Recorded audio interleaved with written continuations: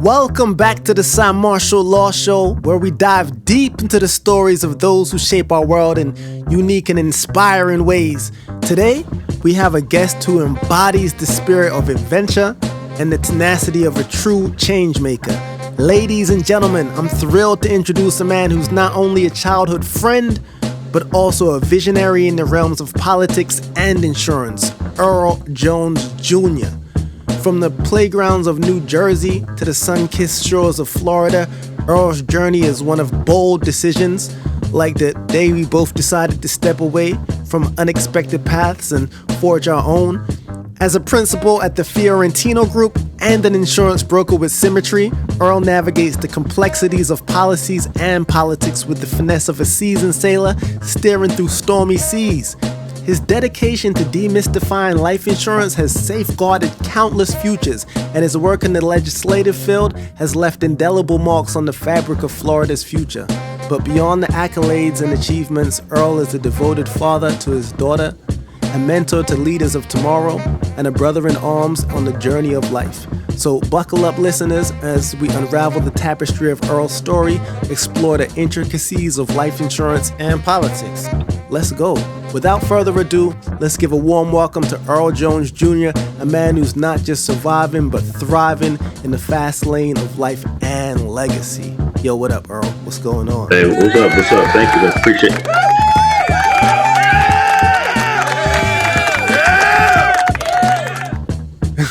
Hey, thanks for having me on, man. I appreciate you inviting me on here. I've been watching your show a lot, and I'm glad you decided to bring me on finally. Yo, you're my guy. I should have had you on first. You know what I'm saying? You know how we get down. I'm just kidding. No, that's all good. No, thank you for coming. There's a lot to talk about. A lot I want to express to the people. I was thinking about you earlier, and I was just like, yo, I'm so proud of my guy. We came a long way, and you especially have grown into one of the best guys I know on planet Earth. So I definitely wanted to have you on the show. But we definitely gonna get into it. I want to tell people about the insurance work you've been doing. I want to tell people about the work you've been doing in politics, just everything, because you're a father as well. It's a lot of things that's been going on. So we're gonna get into it all. Sure, thank you, appreciate it. What really sparked your interest in the insurance industry, and how do you maintain your passion for it?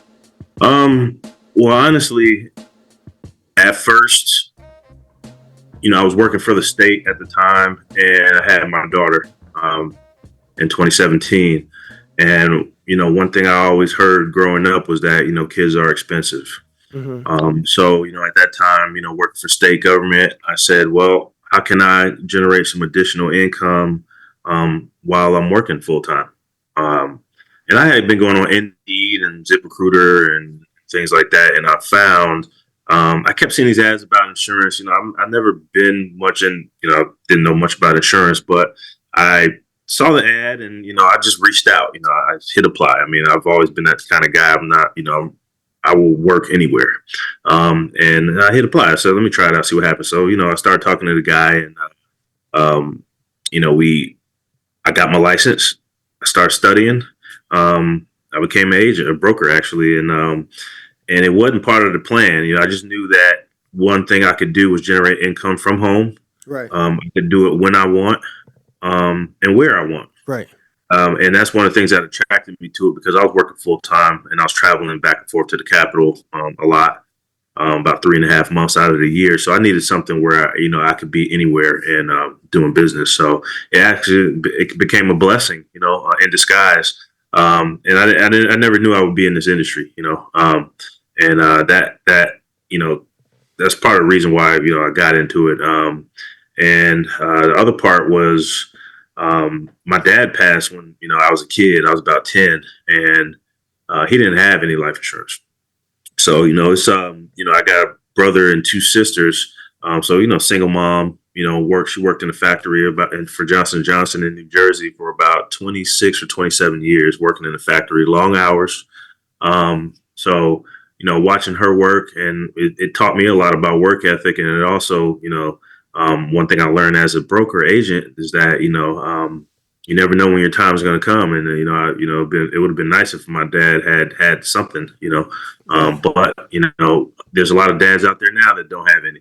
Right. So I try to share my life with a lot of my clients and share that little bit of information just so that they can see, like, you never know what time, what day your time's going to come. So Right. if you have kids or dependents or somebody that depends on you financially, it's something that you really should consider. And GoFundMe's aren't always the way.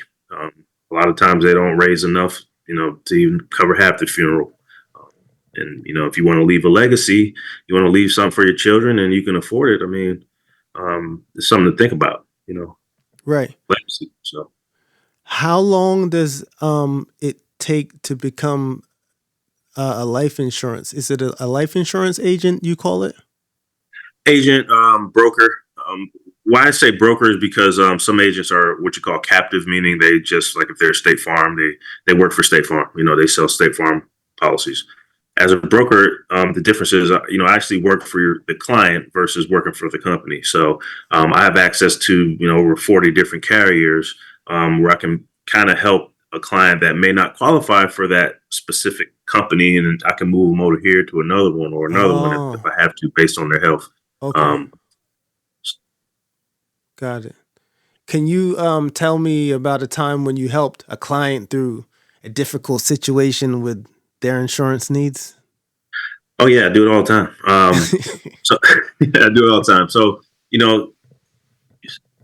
as you get older, sometimes some people develop health conditions, and they may call me, or I may make contact with them, and they say, well, I had some a long time ago. It got canceled, and now I'm 58 years old, and I'm type 2 diabetic. I had had a heart attack 10 years ago, and I got about 10 different prescriptions I take every day. And I and then a lot of times they hadn't really ran into an agent that could really help them. They may have had a bad experience where an agent say, well, yeah, we got this plan, it's $500 a month, and it kind of turns them off, where they're they don't even when I come calling or reach out, they're they like, well, it's too expensive, I can't do it, without really knowing that there's other options. Right. And as a broker, I have a lot of access to different options where we can lower the rate. Maybe $1 million worth of coverage isn't for you with your current health conditions and your age, because the main two things are your age and health. Now, if you're a little older and your health is, you have some challenges, sometimes we look at not what it is, but what does it do? Right. How would you feel if your family wasn't able to take care of the mortgage payments if you passed away yesterday? How would you feel if your kids couldn't go to college because of finances and they had to work? So something that a lot of people think about, but then again, they don't think about. Right. They absolutely don't. They don't. Right. And then sometimes when they have the insurance options, like at work, they don't even take them because they don't realize that, like, how important it is. Right. And it's just, I can take it personally because I can say, hey, I understand how you feel, but I dealt with the death of my father, and I was young, and it would have been nice if me and my siblings all got $75,000 in our bank account. Right. That would have been nice, but it's something just that some people just don't feel that they need it. But I think majority of people I come in contact with know that they need it. I'd say 1% of the time you run into somebody that just says they don't care, bury me in the backyard, I don't care. Oh man. I've heard that a couple times. But. Oh man. So let's switch a bit to the legislative experience. How do you think your experience as a legislative staffer helped you as an insurance broker? Oh, that's a good question. Well, one thing, you have insurance committees in the legislature where they discuss insurance matters only, predominantly, and you really see a lot of those bills pass through. You get to read them, you don't get to read them all because it's a lot of them, but I think, knowing the process, the agency that governs the insurance brokers and agents, I learned a lot about the rules and regulations, and how um, maybe lobbyists or bills get brought forward and why.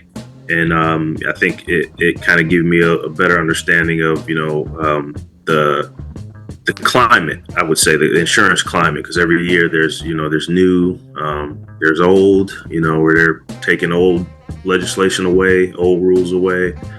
So it's something that I've always kept track of since I've been an insurance agent, because it affects me at the end of the day. Gotcha. And in what ways do you think you advocate for your clients that might surprise people? That's a good question. I think what makes a successful agent broker is actually caring. I know there's, in just life in general, you're going to have people in jobs or positions of power where they just don't care. Then you have people that might care, where there's a lot less of those. But one thing that I value is, I like to treat people the way I want to be treated. Now, if I come in to work and just, I'm just like, well, not really caring what this person, they're thinking about their family. Once I get to talking to them about life insurance, they're thinking about, okay, I'm going to die one day. And what do I want my family to have when I die? Right. And that's a serious matter. That's a serious conversation. So, I really care about my clients, and I want the best for them, because I would want them to want the best for me when, I'm enrolling in Medicare, for example, when I'm turning 65 and helping me find the right plan. Right. I would want somebody to care. Right. So I care. Have you ever worked with any agents that you just felt didn't care like that? Like they're just trying to get the money? No, I haven't worked with. I've heard names thrown around over the years. But I haven't worked with any. No. But I think at the end of the day, we're all human. So you're just gonna have people that just, you're gonna have people that care. You're gonna have people that don't care. It's just human nature. Yeah. So no, I haven't worked directly with any, but I know they exist. I definitely agree. Human nature. Sometimes I feel like there's some jobs that shouldn't cross that line though. Like police should just be good, and people giving out life insurance and insurance Right. that's it's Right. because it's someone's life there. It's life insurance, but Right. I mean, the insurance business is heavily regulated by the government. As an agent, we have mandatory trainings every year, and there's a lot of laws, that we can get in trouble if we don't do the right thing for our clients. They can turn around and sue you. They can file a complaint. You can lose your license, and fines and imprisonment. There's a lot of consequences to not doing the right thing. okay. But do people care? Yeah, most people. Right. Most. Most people, yeah. What is one life lesson you've learned that you wish more people knew about, just in general? That I wish more people knew about? Yeah. In all your travels, the thing you've learned that you just wish more people knew about. I would say, I think everybody goes through hardship in their life. So I would say embrace failure. Mm. The reason I say embrace failure, I failed a lot in life, growing up and, growing into a man and going to college. I failed a lot. But one thing I realized as I got older is that I kind of embraced it. I kind of did not feel bad for myself. I knew that the sun always comes out after the rain. Mm-hmm. And I don't know, I know embrace failures. Everybody's probably heard that, but it's not as easy. It's easier said than done. The times I failed in life, I could have felt sorry for myself and stuff like that. But, I think to embrace it takes a lot of will, and you really have to get your mind into it. You really have to, reframe your mind to embrace it, and understand, I wouldn't say enjoy the failure, but, soak it in, learn from that mistake, you know. I don't know if people that don't embrace failure repeat do they repeat the same mistakes? I don't know. I've just been one to embrace it. I would hope people all across the world do that, but I don't think that's true. I think that's a wonderful one. I'm not sure if you could have said something better because you kind of said a lot of people might say that, but it's not, like you said, it's not that simple at all. It's not. I strongly believe it's not. And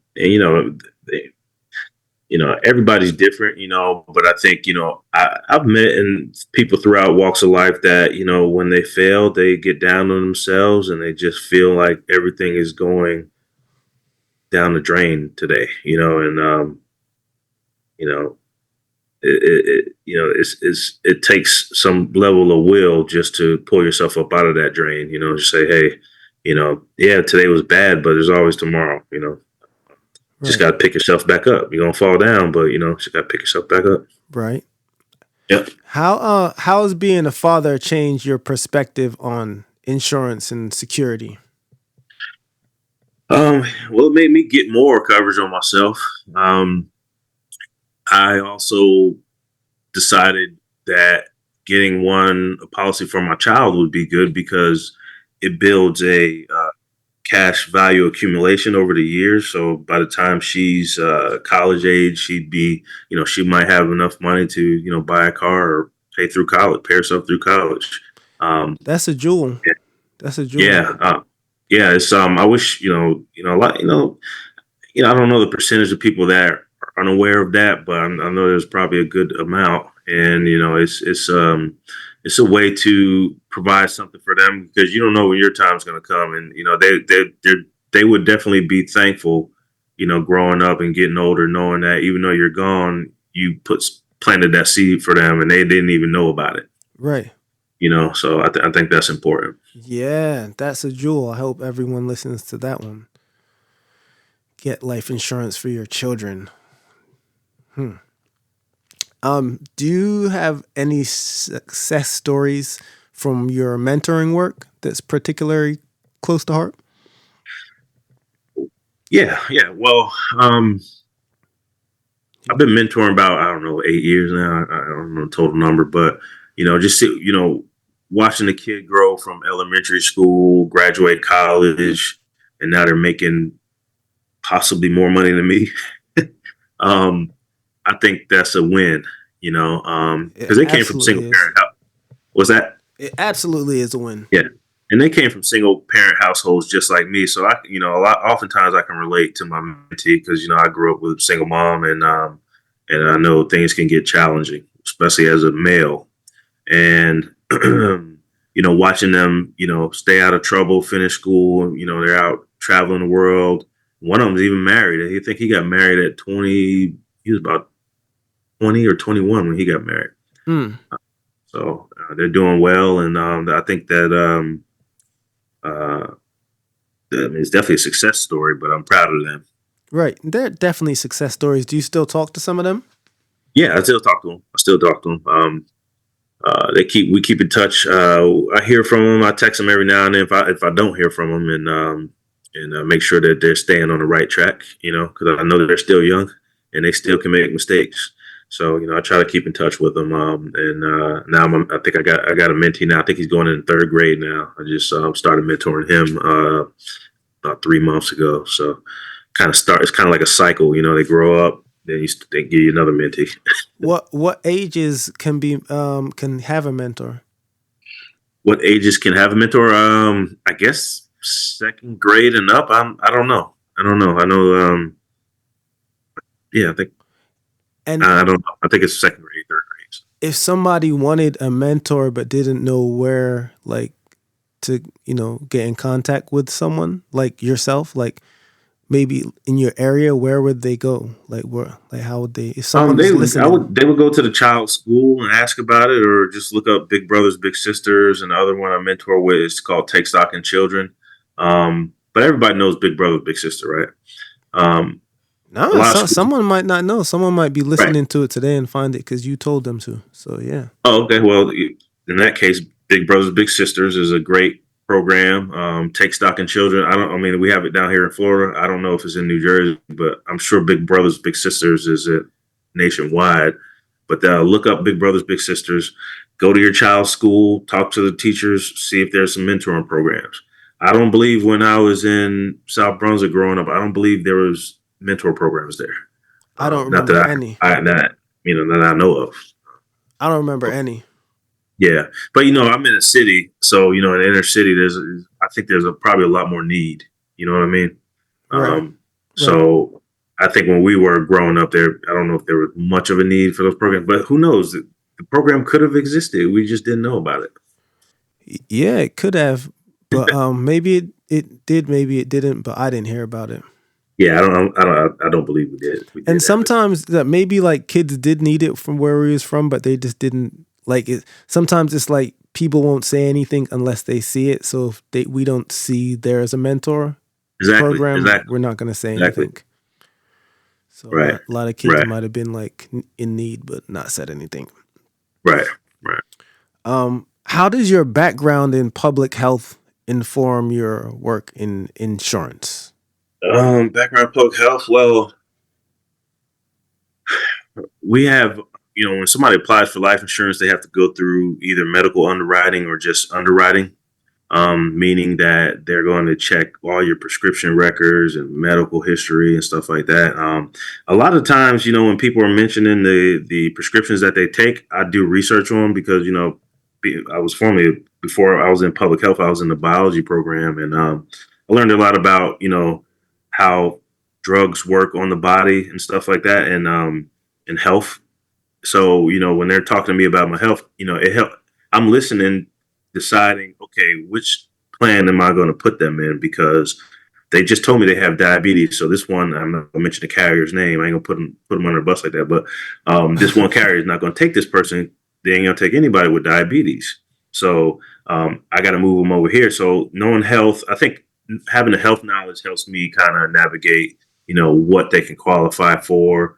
And I don't know. I don't know if there's any other ways. I think public health, but just knowing statistics. I know 1 out of 3 women will have cancer in their life, and 1 out of 2 men will. Knowing health statistics helps too, because you can talk to people and tell them heart attacks happen. Cancer happens. Right. Strokes happen. Right. Disability is important. I do disability coverage. And if you're a barber, you work with your hands. Maybe we should talk about some of that stuff one day. Mm-hmm. Because you get hurt, you lose your hand, or you break your hand, you're gonna be out of work. Mm-hmm. So, but yeah, I think back to the public health stuff. I think a lot of the dealing with the underwriting, I think I have an edge knowing health. It kind of helps me a little bit. I would say that is true. Your website is earlsymmetry.com. Yes, www.earlsymmetry.com. Perfect. That's EARLSYMMETRY. Say it one more time. www.earlsymmetry.com. Thank you, sir. Your work at the Fiorentino Group. What excites you most about your new role at that group? I'm enjoying building relationships in the city and in the community. A lot of our job is a lot of a lobbyist job is to have relationships and build relationships. You know that old saying, how it goes, it's not what you know, it's who you know. Yes. Working in politics, in order to get into the governor's office or get into the state rep's office or get into the state senator's office, you might have to have a relationship with them first, because they get meeting requests every day, all day. They don't have time to meet with everybody. And if they don't know you, where do you think you're going to fall on that list? Right. So I think I'm excited because I've been working in politics over 12 years, and I'm excited to be back in politics.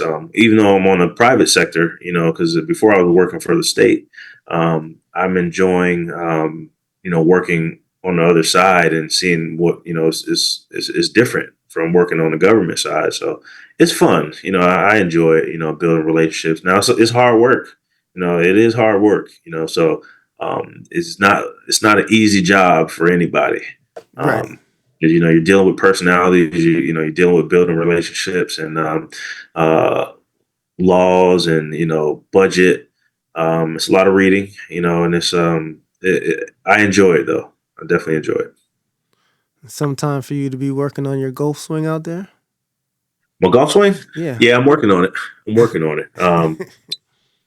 I probably, I had 3 lessons so far, and I feel like I'm still at my first lesson. I'm sure you'll get where you're going. But Yeah, I think it's repetition. Right. Yeah. So with the Fiorentino group, can you discuss a policy you've worked on that especially you're proud of?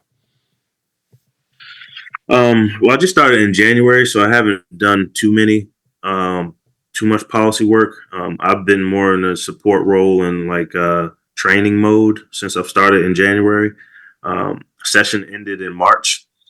So, it was kind of just a quick 2 months and then we're back in Jacksonville. So, I hadn't directly worked on any policy on my own yet. But, I just played a support role in helping push legislation and amendments and budget. Right. What can you tell us more about the budget situation? The budget situation is tough. You got in the legislature, you have a budget that has to be passed every year, and every session, we get our allocations and we look at, the governor's going to make his recommendations. Then the House, then the Senate, they make their recommendations. But on the House and the Senate side, it has to match. It has to equal, or they don't pass the budget. Right. And after even after the House and Senate pass whatever they pass, the governor can decide if he wants to sign it or veto it. Right. So he can veto specific items out of it, or he can sign them into law. So it's a long but short process, I guess. But I'm in Duval County, Florida. Every county's fighting for their dollars. Miami-Dade, Orange County, out there in Tampa area, Hillsborough County, everybody wants their piece, right? So it's again, it's one of those things. It's not what you know, it's who you know, and you have to have those relationships, because I may run a nonprofit or organization, and I want to come up to the Capitol and lobby the legislators and tell them, hey, I need $1 million for this homeless housing program that I have, and if I don't know anybody, it's going to be very hard to get into meetings and get that done. That's why a lot of times they hire lobbyists. Right. I understand that. I just had a question, thought of a question. If you don't live in Florida, can you still help someone get insurance? Absolutely. I'm currently licensed in Florida, Georgia, Maryland, New York, and New Jersey. So if you live in any of those states, I definitely can help you. If you happen to live in Texas or California, let's talk, because I can get licensed in that state as well. I'm just not currently at the moment. Licensing only takes a few days. But yeah, I can definitely help you if you live out of state. Have you ever helped anyone that lived out of state already? Yes. I believe I helped you with a couple things. Some of my family in New Jersey, my sister in Maryland. I got some clients in Georgia, a bunch of clients in Georgia, and a couple in New York. Nice. So how long does it take to get that certificate? Or is it a certificate you have? Or a degree, or? My license? Yeah. The license can take as long as it takes you to study and pass it.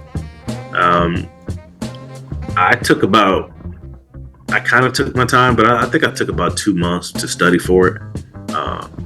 It's a lot of information to digest, but anybody can do it. You just got to put your mind to it. But it doesn't take long. Once you schedule your test, you'll sit down. I think it's a 2-hour test. You sit down, pass the test. I believe you need to get a 90 or higher. And after that, it's just a matter of processing. It'll just be a matter of days to process it. That's all. Right. It got to be a lot of information because it's important stuff. Yeah, I have a 215 license, so I do life, health, fixed annuities. So basically, what I focus on right now is I do life insurance, health insurance, and Medicare. So with those three things, it's a lot of information. But some people they might want to go into auto insurance or homeowners insurance. That's a different license. Right. Where do you see the insurance industry heading in the next decade? It's a good question. I think a lot of it's becoming automated, but it can be very complex approving somebody for life insurance when you got to go through all their medical records. And if it was a machine, AI or something doing the underwriting, it would be kind of tough because I've had clients that got prescribed a medication, they never took it. Like their cholesterol might have been high and they got prescribed a medication or something that they never took. Or if there was an error on their MIB report, which is the Medical Information Bureau, they have keep records of everybody's prescription history. If there was some discrepancy or there was some information that was incorrect on there, you would need a human person to I think you need them to kind of work through that. Because if you left it to be automated, it's just going to say decline. You know what I mean? But I think a lot of it's becoming automated. But I don't know where it'll be in 10 years. That's a good question. I think, I'm using automation with a lot of my, we have a bunch of software that we use to help us navigate like which insurance plan will be best for this person. And for our CRM software, it's a lot, but I think it's going in a good direction. I don't think robots will be taking over the insurance industry personally, but I think a lot of the automation helps me free up some time that I need to, sleep and eat and stuff like that. Right. I got you. Yeah. Yo, so Big Dog, you do the politics thing, you do insurance. Your daughter is super smart. I don't know if I didn't say that earlier in the show for the viewers. Earl's daughter is super smart, super beautiful daughter. You do a lot and you're a great dad. How do you balance it all, my guy? Like, what's the secret? Good question. How do I balance it all? I use Google Calendar. I use Google Calendar. Shout out to Google. No, I use Google Calendar. It doesn't matter what calendar it is personally, but I just happen to use Google Calendar. But I keep everything on my calendar. Everything. Even when I go to the gym, when my daughter has camp, when she has a kickboxing class, everything's on a schedule. I have reminders set up on my phone. I think that is a must because the day goes by so fast. And if you're not having everything on a schedule every day, you're going to miss out. Right. And I think, having the responsibilities that I have, having to own a small business and working full time, I don't have the luxury to not have everything on a tight schedule, to just kind of freestyle it every day. I just don't have that luxury. I wish I did sometimes, but, right. I try to balance it with my schedule and I know, okay, I'm gonna block off these 2 hours just to relax, or this is TV time, or, these 2 hours, even setting up every 45 minutes or every hour, I'll take a 5-minute breather so I can take my eyes off the screen. You know what I mean? Stuff like that I try to incorporate. And I'm always reading and trying to learn new methods and strategies to be more productive, because, time goes by fast, man. So I just try to maximize my time. Within all that balancing and maximizing your time, you found time. I swear I heard you say your daughter is in kickboxing. Tell me about that. your daughter's in kickboxing? I think you Yeah. might have told me about it, but kind of like tell us about that. Yeah, well, she does Thai boxing or Muay Thai boxing. Mm. She's been doing it, let's say, about 7 months now. What? Yeah, That's dope. I put her. Thank you. And I put her in a couple jujitsu classes. I'm gonna start getting her more What? involved with the jujitsu.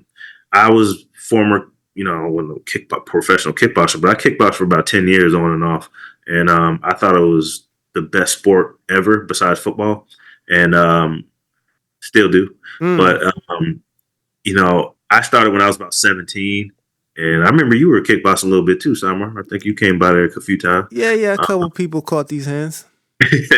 And so she's 7, and I think starting them off young is the best way to do, because I mean, look at Gervonta Davis. I mean, he started when he was 7. He started boxing when he was 7. So I think they learn so fast at this age. It's the best time.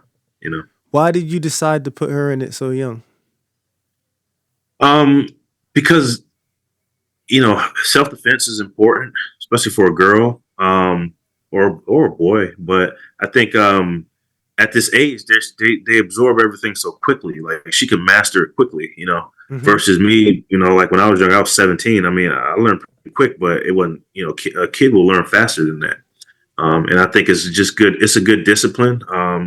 She needs to be involved in sports, I believe. I was always in sports. I just kind of want her to, be an athlete. And I think, I'm not saying that athletes have an edge, but I think athletes, it's a different mentality. And I think a lot of that mentality I still keep with me, because, there's not just physical fights, but there's mental fights and, spiritual fights too. So, I think having that fighter mentality can make you, can strengthen everything around you. So are you saying you bring that fighter mentality to the Fiorentino group? Is that what you're saying now?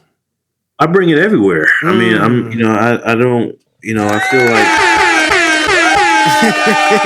that's the type of spirit I like. I mean, you got to work hard in life to get what you want, and you have to fight for things. It's not physical, but you have to, spiritually, mentally, it's a fight every day. I think it's a fight getting out of bed sometimes for me. Uh-huh. And Yeah. and I think, what's that? I said, yeah. Yeah, some days you don't want to go to work. Laughing, but true. It's true story.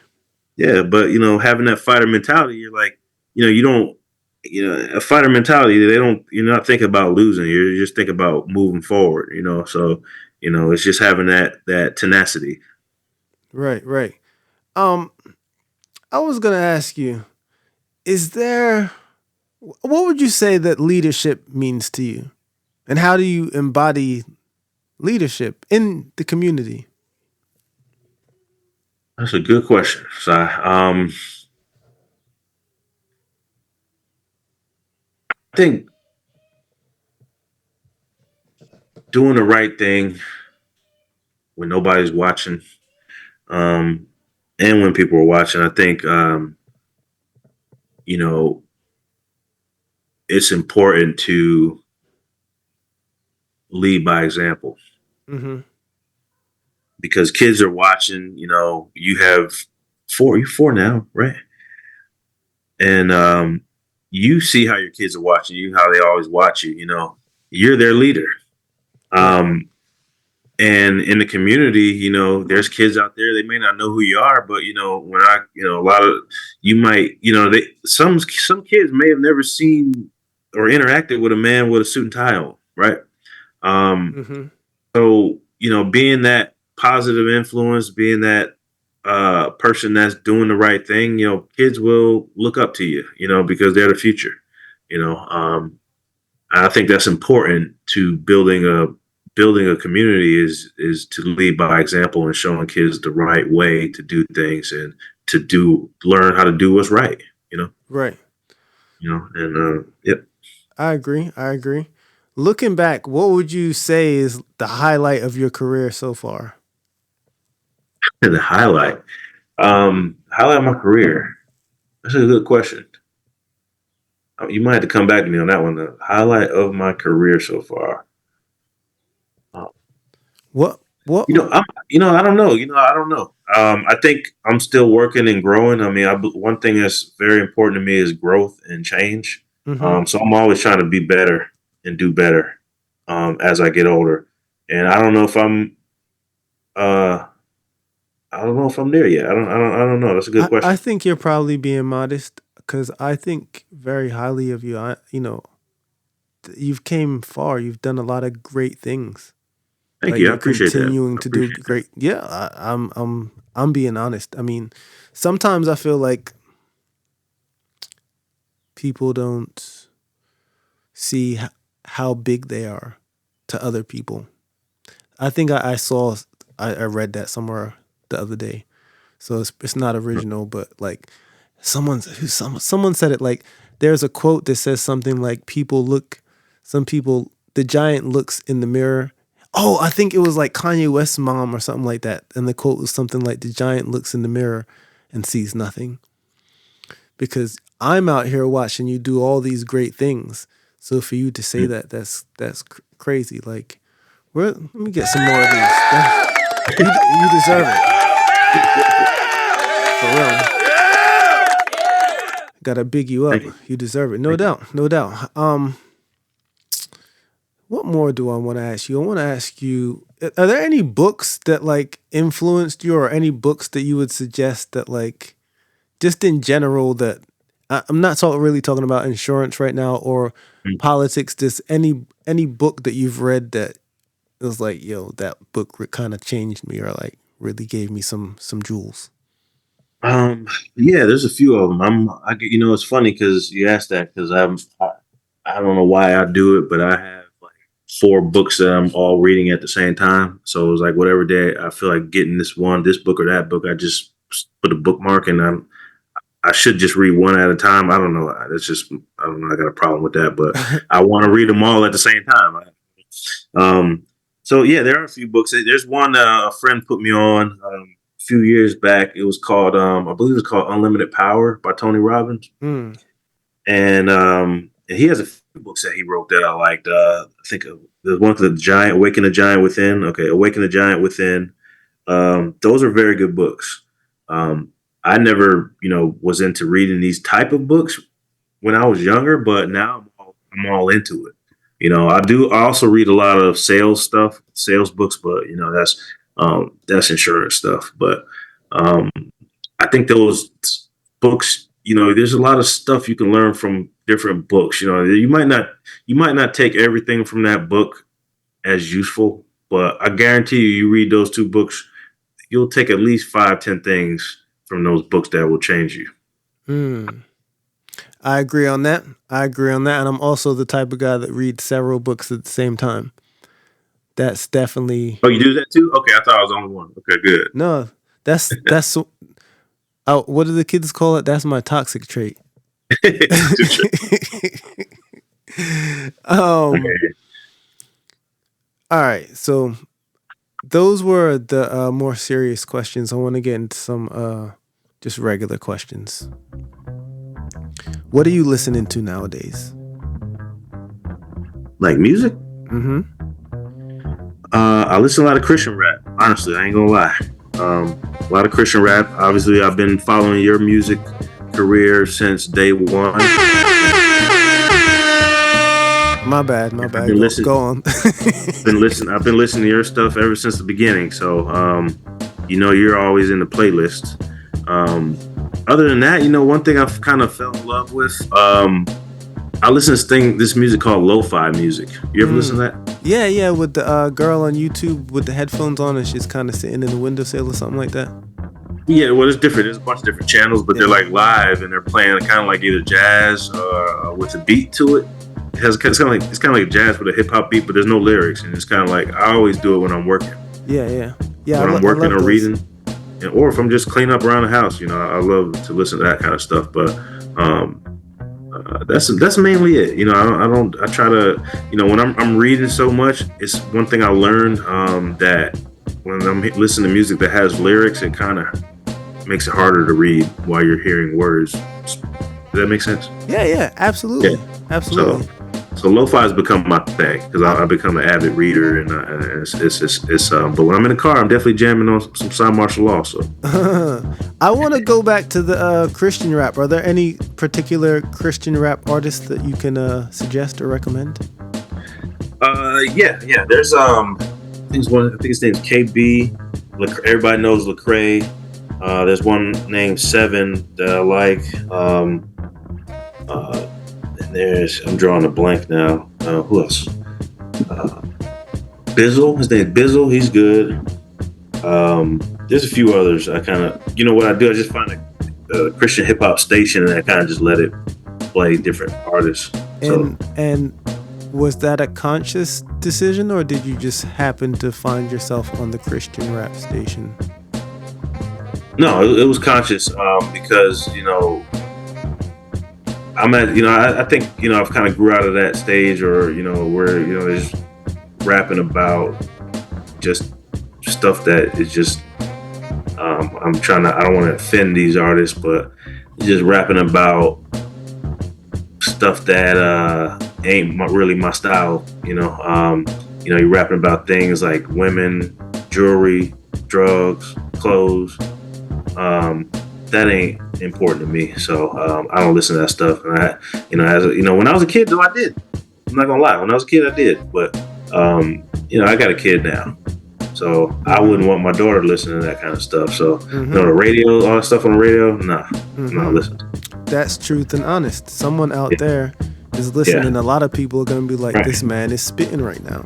Right, and that's why I like a lot of your music, because you come bringing some content. You rap about books you're reading and movies I used to watch when I was a kid, and stories, and stuff like insightful things, that makes you think, and it's just not that everyday stuff you hear on the radio, that's why one thing is always drawing me to your music, because it's true art, Well, thank you. But no problem. You spoke about movies just now. Speaking of, movies or TV shows, what are you watching right now? Oh man, you know what I'm watching? I was watching, I think I just finished it last night, Baby Reindeer on Netflix. I heard of it, but I don't know what it is. What is it? It's I don't know if they're in Scotland or whatever, but this guy's a bartender and he's a comedian. After he gets off work, he does a comedy, but he sucks at comedy. But this girl comes in the bar and started stalking him, like crazy stalking him. And it's a good show. I mean, I just finished it. But other than that, I was watching, what other show I was watching? One called Three Body Problem. Did you see that one? What? That's my show. Yeah, I like that one. And then, what was the other one? Homegirl was wilding in that. Three Body Problem. All right, do you have a food of 2024? Like, if you could pick one food that's been smashing it for the last 6 months, what would you say? And it can be junk food, it can be real food, whatever you want. There's something. Let me think. Let me think. Hold on. That's a good question. Like a new food. No, just something that's been you all year. Like,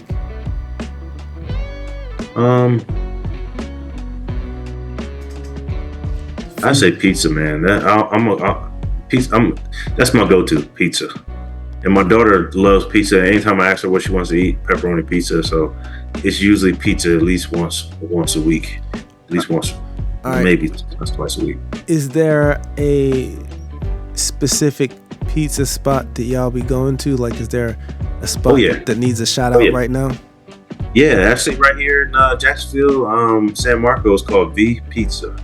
Very good pizza. It's close by, and my daughter loves it. They got very good pizza and wings. My guy, you might have just got some sales for them just now. Well, when you come to Florida next time, we'll go by there. I'm sure you'll feel the same way. I'm on it. All right. So we come to the last segment of the show, is where I say a word and you just say whatever comes to your mind. But before I go there, because that's the end of the show, is there anything that you want to say to the listeners, to the viewers, just anything you want people to know? Anything at all.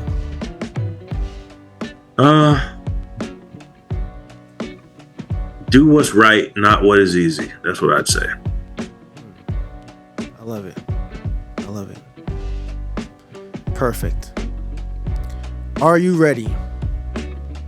Yes.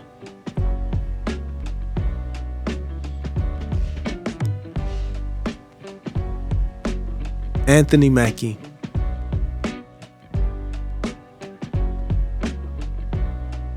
Don't know who that is.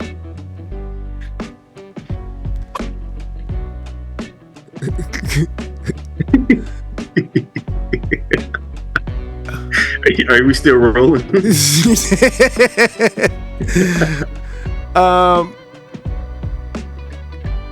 Purple. My daughter's favorite color. 1. First. Africa. Homeland.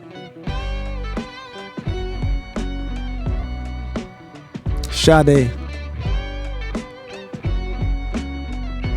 Great musician. Mom. Everything. Earth. Home. Fight. Necessary. Love. Necessary. Fear. It happens. Hate. Wish it didn't happen. Death. Embrace it. Love. Love it. Life. Live it. And on that note, we're going to end. My brother, you've been a wonderful, wonderful, wonderful guest. Oh, thank you, man. I appreciate you bringing me on, man. Anytime. I appreciate you coming. You definitely enlightened me on a lot of things, whether it was insurance, politics, or just everything. It's been a great conversation. So, to my listeners, I say thank you for listening. This has been another episode of the Cymarshall Law Show. Please subscribe. Ship. I told you, every show I say I need a DJ in here because I be like,